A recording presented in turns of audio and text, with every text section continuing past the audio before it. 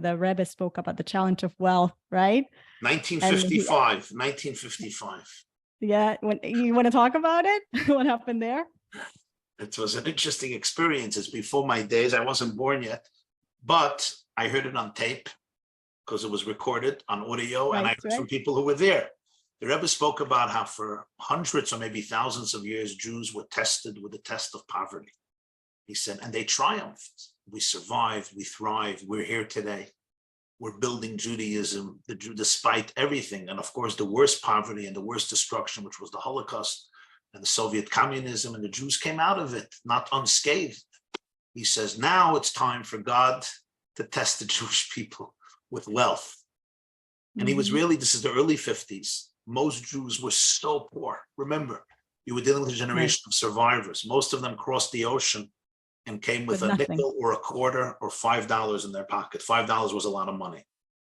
And they started with nothing. Who had anything? And the Jews in Israel, there was such poverty everywhere. And the Rebbe was really saying, we're going into now a new era, a new generation. Our mindset should change. Don't be on the defensive anymore.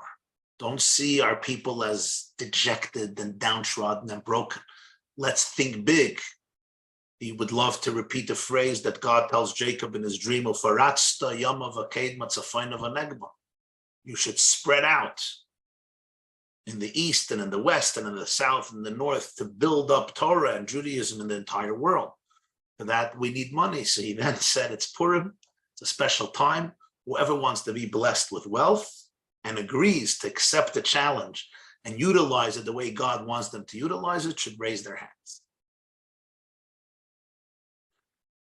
Only 6 people raised their hand. Some people did. Some people did. I know some people who did, and trust me, they did not.